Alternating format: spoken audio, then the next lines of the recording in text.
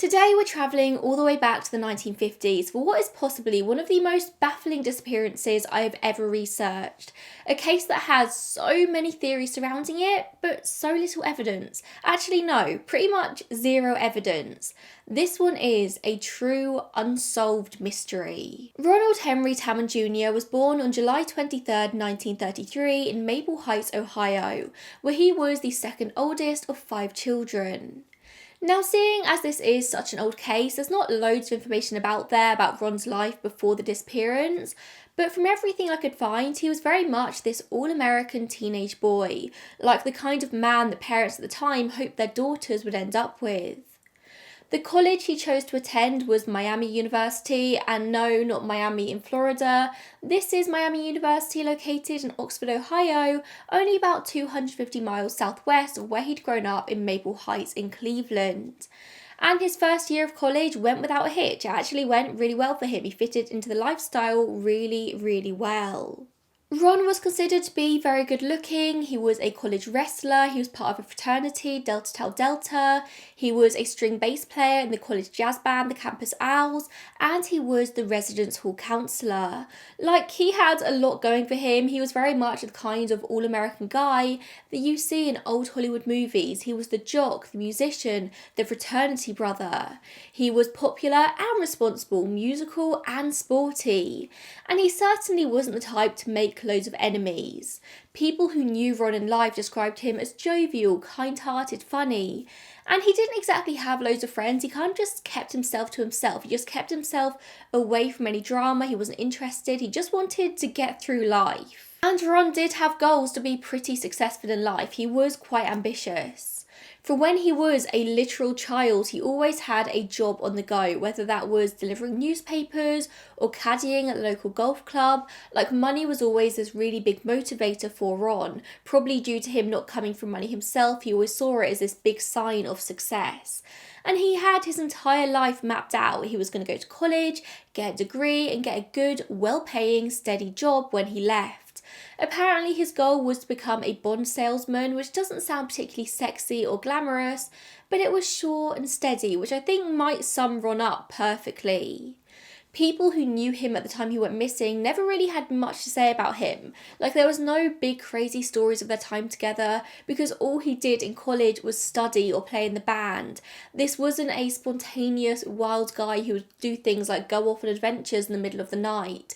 He was planned, meticulous, and he had ambitions for his life that involved finishing college with a good grade. And he was on the dean's list. He was on his way there. But finishing college are the key words there. Like, he had no plans to disappear. Like, he was going to finish college. The months leading up to Ron's disappearance were fairly unexciting. Like, nothing happened that could explain his sudden disappearance. But one thing that has been brought up time and time again is the fact that 5 months to the day before Ron vanished, he went and got his blood typed, which was something that was quite rare to do at the time, and nobody's ever really been able to explain why he did this. On Wednesday, the 19th of November 1952, Ron went to visit a Dr. Boone, a family physician in Hamilton, Ohio, who also just so happened to be the county coroner. Ron turned up at Dr. Boone's office that day and requested a blood test to find out what blood type he had, which you would think would be a fairly normal thing, but apparently it was a very strange request for this time. So much so that Dr. Boone said that Ron has been the only person to ever come to him with such a request, at least with no clear reason for doing so. Apparently, when he asked Ron why he wanted his blood typed, he said something along the lines of, "I might have to give blood someday." But this is something that Ron could have done on campus for free. Like, by going to Dr. Boone, he was going to have to pay out of pocket. So why would a college student choose to pay money for something they could otherwise do for free on campus? Ron and his family weren't particularly well off, and although I couldn't find an exact amount that this blood typing cost, I know it wouldn't have been cheap. But why wouldn't he just go to the campus doctor and get it done there and not pay any money? It was odd enough that after Dr. Boone then read about Ron's disappearance in the papers, he tried to raise it with the relevant university authorities. But no one really cared, and he was just brushed off. It was only 20 years after the fact that people started to pay attention to this part of the story when Dr. Boone spoke to a reporter for the Hamilton Journal News. Now, there are two main reasons why somebody would want to know their blood type in this time in the 1950s. Number one is obviously they wanted to give blood, or number two, they needed a paternity test. But Dr. Boone said that he didn't believe that Ron was going to give blood because of the way he worded his answer when he was asked. He said, I might have to give blood someday, rather than just a simple, like, oh yeah, I want to go give blood. Like, might have to? Why would anyone might have to give blood? It very much seemed to Dr. Boone like this was a brush-off answer, and it was certainly strange enough that he was still trying to draw attention to it 20 years later. We will be coming back around to this later in the theories portion of the episode, so remember all this. And for what it's worth, Ron's blood type was O positive. They don't have any DNA on file for him today, but at least they do have that information. They know he was O positive thanks to this blood test. The day that Ron disappeared, the 19th of April 1953, seemed to begin like any other. I mean, it was a Sunday, and I'm not entirely sure what Ron's usual Sunday activities would have been, but he was Ron. He probably went to band practice, and then would have spent a good chunk of his day studying, like there's no doubt about that. But we definitely know he would have spent some time outside of his dorm room that day, because he gets back in the evening and finds a fish in his bed. A fish in his bed. It doesn't seem like nowadays anybody thinks this fish in particular was anything sinister. It's kind of just assumed it was somebody in the dorms, or maybe a fraternity brother maybe playing a silly prank on him, or maybe it was something a little bit more sinister because, like I said, Ron was an RA, so maybe he pissed somebody off in the dorms and they wanted to get back at him. In case you're not entirely clear, an RA is a resident assistant whose job it is to kind of keep everything ticking along in the dorms. So some of Ron's responsibilities would have included organising social gatherings, ensuring a sense of community, resolving conflicts, ensuring that maintenance are keeping up with their jobs. But also enforcing the rules would have been a huge part of this role, and that would inevitably rub some people up the wrong way. Like, some people would be pissed at him sometimes. Could one of those people have put a fish in his bed? As far as I was able to find, nobody ever came forward admitting that it was them, but after Ron disappeared, I can imagine what originally began as a very simple prank would now be seen under a much darker lens, so people probably didn't want to be under the microscope for this disappearance, but I'm pretty certain it was just somebody playing a prank. But of course, with a fish in his bed, Ron now needed new sheets. He went to find the residence hall manager to get some new sheets at sort of some point between 8 and 8:30 p.m, and then he returned back to his room. Some sources say that apparently he did mention he was going straight to bed, but as we'll come to see, some other sources report him going out and socialising after this point, so who really knows? Old cases like this one have so many storylines attached to them over the years that it becomes very hard to kind of filter out the truth. But the facts here are this. When Ron's roommate, Charles Finley, returned to their room at around 11:30 p.m. after having been gone since Friday, there was no sign of Ron. He said that the door was already open when he got there, but with Ron being an RA, that was quite normal. Like, he wanted people to feel like they could come and talk to him whenever, so he had very much an open door policy. Charles said the radio was still on, the lights were on, and the bed had been made with fresh sheets, but it wasn't kind of as if they'd been slept in yet. Charles also reported that Ron's textbook was still open on the desk as if he was mid-studying, but even that was strange. This was a psychology textbook, and Ron had actually dropped his psychology course just a few weeks earlier. This has led to some speculation that maybe somebody else set up this scene to make it look like nothing suspicious had happened, or maybe Ron was just referencing this textbook for something else. All of Ron's belongings were still in the room, his wallet and his car keys most notably. His car was still parked in the car park outside and it was locked with string base inside. In fact, it seems the only things that Ron took with him when he vanished were the clothes on his back and maybe a tiny bit of cash, like $10, $15, not much at all. And although this was April, the 19th of April to be exact, it was unusually cold this night and there was a layer of snow on the ground.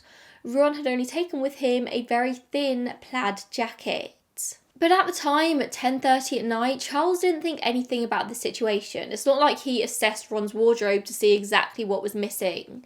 As far as he was concerned, Ron had maybe popped out somewhere, maybe he was socialising with another student in the dorms, or maybe he was dealing with an issue as RA.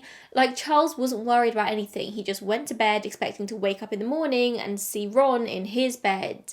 But he didn't. The next morning, Ron was still nowhere to be seen. And as the day went on, Charles got more and more concerned and eventually reported him as missing to the university authorities, who of course did nothing. So Ron went missing on the Sunday. On the Monday, he's reported as missing by his roommate, and by the Tuesday, the news did reach the dean, Carl Knox, who told Charles that this was a very normal thing for students to do. It was very normal for them to take time off when they're stressed, that maybe Ron had just gone on some sort of trip and wasn't telling anyone, that he was hiding away for a bit. He'll definitely be back, is what the dean said. But by the Thursday, there was still no sign of him, so the university and local police finally started taking this seriously. Ron was missing for 4 days before anyone started seriously looking for him. And as they always say, the first 48 hours are the most important. They were long gone. When the search finally started, it was a big one. A 3-mile radius of Fisher Hall was searched by hundreds of people, students, the police, the Air Force, ROTC, and literally nothing was found. Like, nothing. Not a single clue as to where Ron might have gone. He really did just vanish into thin air. Now, luckily, the authorities did have Ron's fingerprints on file. Something happened when he was a kid, which meant they had them. But they would never end up being of much help because they didn't find him. They didn't find a body. They found nothing.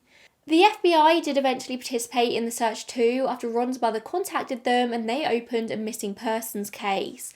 But they did say that because there were no signs of foul play, it couldn't really fall under their jurisdiction, like their criteria to actually investigate. But despite saying this, they actually did still do quite a lot.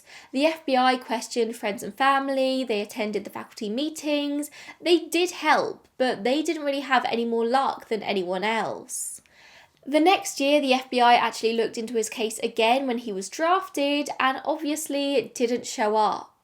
They tried to do him for a selective service violation, but they did close the case after a couple of years for very obvious reasons. Ron was gone. He disappeared, nowhere to be seen. There have been so many theories speculated over the years, as you can probably imagine. One of the main ones has been that Ron decided to go off and start a new life, but this one was debunked pretty quickly. Ron's bank account has never been touched since that day, suggesting that he didn't just decide to leave college and start anew. There weren't any large withdrawals made from the account in the months before his disappearance either, so it's not like he was taking money out and stockpiling it. It just didn't seem like he'd chosen to leave. Ron's family did say at the time that it would have been wildly unlikely for him to just up and leave without telling them. It just wasn't really in his nature. Ron's sister Marcia has said in the years since that everyone was devastated when they heard the news, that their mother was just heartbroken and Ron wouldn't have chosen to do that to her. For years, the authorities discounted any chances that Ron had chosen to leave his life, but they did eventually consider it. They considered that it might have been deliberate because it really is one of the only viable explanations here. But there's no actual evidence pointing in that direction, like most people don't think that he chose to leave his life. There are theories that he is still alive, but the theory that he chose to leave and is still alive, no, it's been discounted. Authorities also discounted any notion of foul play, seeing as there was no sign of a struggle in his bedroom, and he was also a college wrestler. Like, you'd have to be a very strong, a very large person to try and take Ron down. He was 5'10" and 175 pounds, so not the biggest guy ever, but like he also knew how to fight, he knew how to subdue people, and plus it's very rare for men to be abducted like this. Like, men are much less likely to be victims of a sexually motivated crime than women. Random abductions of men are so much rarer. Not impossible, but rare. So in those early days, the only viable theory the police had left to play with was that of amnesia. By Friday, April 24th, just 5 days after his disappearance, it was written in the local Hamilton Journal News that officials believe that he might have suffered an attack of amnesia. And by officials here, it does seem they meant the university officials. Like, the university would have had their own police investigating this case, and it seems like they took over rather than the actual local authorities, if that makes sense. Weeks passed here with nothing. There were no sightings, no clues as to where Ron had potentially disappeared off to. But then in June 1953, a local woman called Mrs. Spivey came forward with a very odd story. She lived in nearby 7 Mile and said that on the night of Ron's disappearance, a man had shown up on her doorstep. It was around midnight or maybe the early hours of the 20th. She said this man seemed very confused and couldn't even remember his own name. He asked for directions to the nearest bus stop, to which Mrs. Spivey replied that there wasn't a bus stop in 7 Mile, that he'd have to go to Hamilton. And then the man just walked away. She expected to hear a car door slam after she sort of shut her front door, but when she didn't, she realised that this man was walking, and she kind of lived in, like, not necessarily in the middle of nowhere, but it wasn't really an area where people generally walk to. She said that this man had a smudge of dirt on his cheek and a vacant look in his eyes. She also noticed that even though it was unseasonably cold for April and there was literally snow on the ground, this man wasn't wearing a coat or a hat. Mrs. Spivey said that at first she did think he was driving, but then realised that he was walking, and that made her even more concerned for his state of dress. But she didn't report it at the time and didn't really think that much of it until she saw Ron's photo in the newspaper a few weeks later and believed it bore a very strong resemblance to this guy that turned up on her doorstep. The university and the police took this and ran with it. They believed that it supported their theory that Ron had amnesia and had walked away, not knowing who he was anymore. I'd like to think on the back of this there was another renewed search with the possibility that he could be out there somewhere around 7 Mile perhaps, but my research doesn't really suggest that that actually happened. I mean, he disappeared in April, it's now June, chances are that he wouldn't still be alive, and if he was, surely somebody would have reported a man walking around being lost and confused. Like, how was he feeding, clothing, cleaning himself? No, by June, they probably assumed that he was gone. But if this was Ron on that night, how did he make it to 7 Mile in the first place? It was 10 miles from the university, which isn't that far if you're in a car, but if you're walking on foot, in the cold weather, in the snow, that's a long way to go. It was later found that the local bus lines were suspended that night, so even if this young man, maybe Ron, maybe not, did want to take the bus and he did make it all the way to Hamilton, which is a further 6 miles away from 7 Mile, 6 miles from 7 Mile, no buses would have ever come. Then there was another potential sighting of him in August of that same year in Wellsville, New York. A housing official who knew Ron was on vacation, and he was sure that he saw him in a hotel restaurant with a group of young men. He said Ron, or the Ron lookalike, looked right through him, and after leaving, his wife convinced him to turn back to go and check, but by the time they got back, this person was long gone. Now, this guy told the dean, Carl Knox, the very next day, but it didn't seem that the dean took it any further, and the public certainly wouldn't know about this for over 2 decades. So there was no chance of anyone else in or around Wellsville being able to confirm or deny the identity of who this guy actually was. But after that, the case went cold pretty quickly. I mean, it was always a cold case. In June 1953, so a couple of months after Ron went missing, an unidentified body was found in a ravine outside Lafayette in Georgia, which is a good few hundred miles away. At first, there wasn't really much thought about this, like certainly no connections were made to Ron due to the distance, but decades later, a cold case detective made the potential connection, and they got Ron's sister Marcia to provide a DNA sample for comparison. In February 2008, they exhumed the unidentified body, but ultimately found that the DNA wasn't a match. It definitely wasn't Ron. It wasn't all for nothing though, because this unidentified man's DNA is now entered into the databases, and so is Ron's, or at least Ron's familial DNA. His sister's DNA is now in the databases, and hopefully that would be close enough to strike a match if Ron's body is ever found. And also, this renewed attention in 2008 brought a lot of fresh eyes to this case. Lots of people read about it, they'd never heard about Ron before. But of course, 2008, it's now 2024, this case still remains unsolved. In 1978, so 25 years after the disappearance, Fisher Hall, the halls that he lived in, was demolished, and in the process, the ruins were searched thoroughly for any sign of Ron, in case there was maybe some sort of freak accident and he was hidden away in a crack for all these years. That does happen. But they didn't find anything. He definitely 100% wasn't in the halls when he died. Or maybe he was in the halls when he died, but that's not where his remains remained. So we've talked about the theories the investigators focused on at the time, which was mostly the amnesia theory, which all of these years later, in my personal opinion, just doesn't really hold up. Let's say that Ron did indeed have a fall in his head, he had post-traumatic memory loss. It just doesn't really happen the same way you see in the movies. You don't forget everything from your past and only remember life going forward.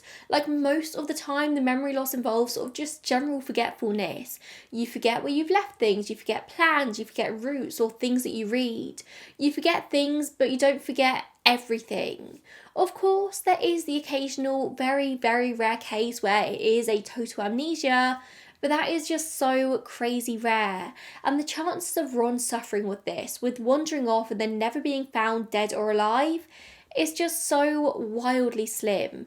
Not impossible, but it's just, there's no chance. Like, it's so slim. There's also the possibility, as we've covered, that Ron chose to walk away from his life, but there was no motivation, no reason for him to do this. And with cases like this, you've kind of just got to trust family and friends when they say it just wasn't within their nature. There's not anything pointing towards the idea that Ron chose to walk away from his life. There's nothing to suggest that this is what he did. So can we say it's a legitimate theory? Because there's no evidence, but there's no evidence for anything in this case at all. But in my eyes and the eyes of so many others, there is just one theory that makes so much sense in this case. A theory that it doesn't even seem like the authorities ever really investigated. And that's the theory that Ron fell victim to some sort of fraternity prank or hazing. And it all comes back round to the fish found in his bed. It's always been accepted that the fish was some sort of prank from a Halls resident or fraternity brother, but what if that was just the beginning of their plans for Ron on that night? Although unconfirmed, there are some sources that do suggest that around 8:30 p.m, after he'd returned with his fresh sheets, he was disturbed in his room when he heard a loud noise, and being an RA, it was Ron's duty to go and investigate. Perhaps in doing so, he found himself abducted by his friends, involved in some sort of ritual hazing. That could explain why there was no sort of sign of a struggle in his room. A common hazing or prank of this time was to abduct a fraternity brother and blindfold them, driving a few miles away and dropping them on the side of the road. And then they've got to make their own way home. And if you think about it, this happening to Ron would have made a lot of sense. His friends put a fish in his bed to mess with him and then lure him outside with some sort of unusual loud noises, right as he's in the middle of doing some studying. He then gets a bag thrown over his head, he's bundled into a car and driven away, perhaps dropped somewhere near or in 7 Mile.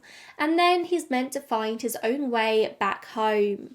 These were teenagers. This was a stupid prank thought up before their frontal cortex was fully developed. They likely wouldn't have thought it all the way through. This was just something that frat brothers have done for years before and for years after. But maybe that night something went wrong. You may recall me mentioning earlier how it was unseasonably cold that night. It was the 19th of April, but this was Ohio, like weather can be really hit or miss there apparently. And it was cold that night, snow was literally on the ground, and Ron was only wearing a very thin jacket. And it was probably the kind of cold where you just don't realise how cold it is until you've been out in it for a while, like the cold gets right down to your bones. Apparently in the weeks before this, it had been sort of getting gradually warmer, and this was a very sudden cold snap, so the body wouldn't have been acclimatised to it properly. So, Let's ponder this. Ron is abducted by frat brothers. He's dropped in the middle of nowhere, in the middle of the night. It is literally freezing cold weather, and now he has to make his own way home. He wanders through it in the dark. Maybe he trips and gets a bit of dirt on his face. He gets a bit wet and muddy, and then he comes across a house, deciding to go and ask for directions to the nearest bus stop. He wants to get back to the university, and the quickest way to do it is going to be via bus. He speaks to the woman who answers the door, but probably doesn't want to bother her with the details. He doesn't want to ask her if he can go in and warm up and order a taxi, like he doesn't want to bother her. So he just asks for directions and goes on his way.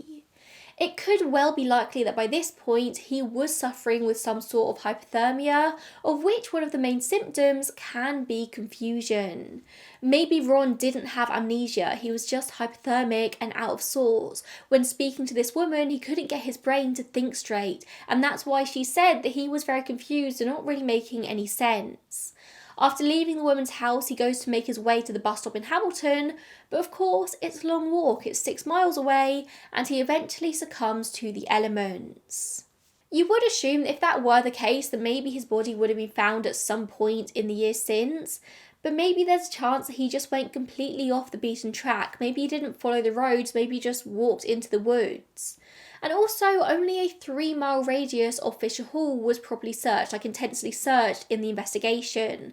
Both 7 Mile and Hamilton are outside of that radius. If Ron did go off the beaten track and then his remains were ravaged by animals in the aftermath, perhaps there never was much of a body to find. Or there is, of course, a possibility that his body was disposed of. Maybe when Ron didn't make it back, maybe the pranksters went out to find him and they found worst case scenario. Maybe they then went to great lengths to hide his body and ensure that he was never found, vowing never to speak about what had happened. I know that does maybe sound like somewhat of a movie plot, but when you're trying to think of possible scenarios here, there's no denying this one could potentially be possible. It could be an accident, but then the accident was covered up. I don't know, to me the fraternity hazing theory just makes so much sense. It could explain pretty much everything about this case.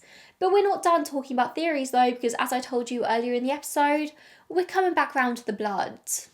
Now personally, I don't really believe that the fact that he went to get his blood typed 5 months before he disappeared has anything to do with his disappearance, but I've been wrong before and I'm going to explore it regardless because it is really interesting.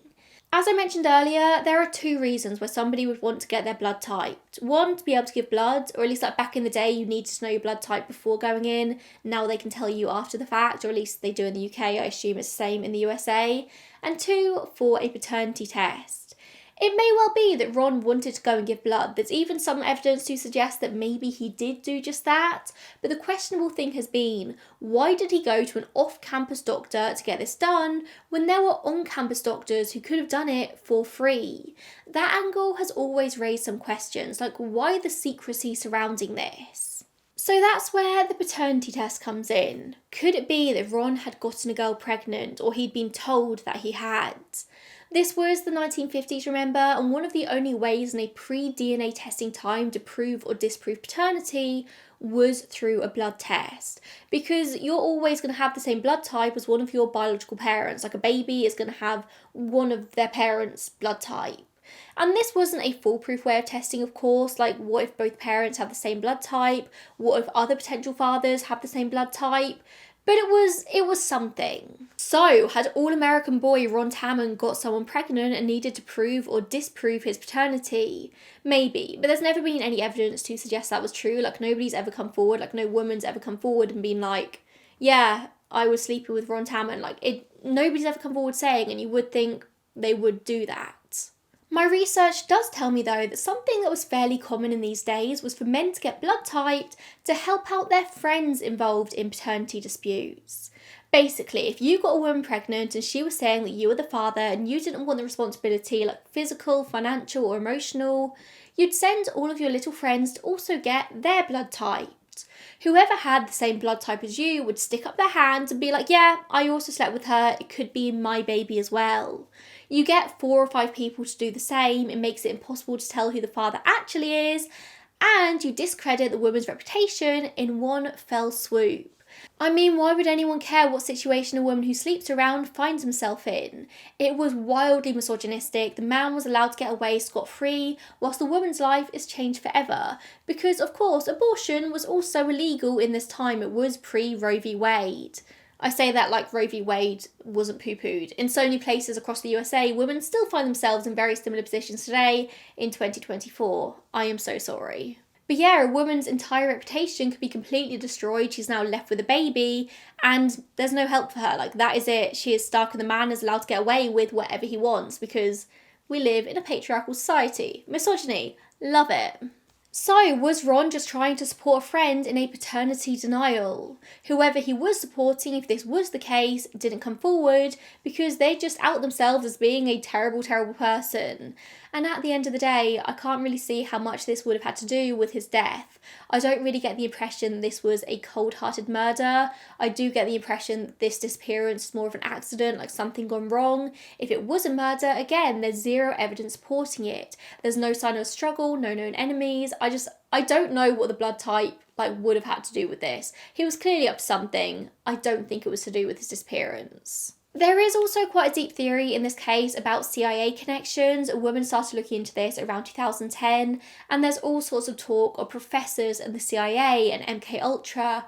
Honestly, it just went too deep for me immediately to make any sort of sense of it, and I personally don't believe there to be anything in this theory. I was going to talk about it, but honestly I just couldn't make it make any sense. It really quickly just went off the deep end, and it very much erred into conspiracy theory territory rather than just legitimate theories. I don't know, I'm not the person to talk about it. If you're interested in that, I'll leave links down below. What I will say though is that Ron's father always believed that the FBI was involved in this case. Apparently they were always very vague with communications, just a bit shit, a bit shady. And his sister Marcia does say that she does believe that Ron is still out there somewhere, he's alive, but she doesn't believe that he ran away of his own accord. She thinks that maybe he was involved in some sort of cover-up and is maybe under witness protection or had to leave for his own safety or his family's safety. Again, I don't think there's loads to this theory. I think the family are just trying to cling onto something. Perhaps it is easier to believe that he is out there somewhere living under witness protection or had to leave for his own safety than believing it's some sort of accident and he's not there somewhere. I've never been in this situation. I can only imagine that families do what they need to do to live each day, and Marcia believes that he is still out there somewhere and she hopes that one day he might come forward. And I hope he does. I genuinely hope that he does, because I do think that is the best case scenario in this case. But I would be very interested to hear all of your theories about this case in the comments down below. What do you think happened to Ron? Obviously, I'm very much all in on the frat hazing prank theory. I think it makes the most sense. I think it ticks a lot of the boxes in this case. I don't think the blood typing had anything to do with it, but if you've had any brainwaves during this episode where you've been like, oh, I know why he might have done that, please, I want to hear it all in the comments. Thank you so much for watching. If you made it this far in the video, then make sure you subscribe to this channel. I know a lot of you are watching my videos here on YouTube. I can see you, and I can see that you're not subscribing. So subscribe. I upload these kind of videos every single week. Sometimes I upload 2 a week. That's a lot of videos. And if you subscribe, you'll be able to see them all come up as soon as they're released. If you don't fancy subscribing, or if you're already subscribed, you can leave a comment down below, give this video a like. If you fancy becoming a channel member for just £2.99 a month, that would be amazing. You could also click on a link down there to do that as well. Thanks for watching, and I will see you in the next one. Bye guys.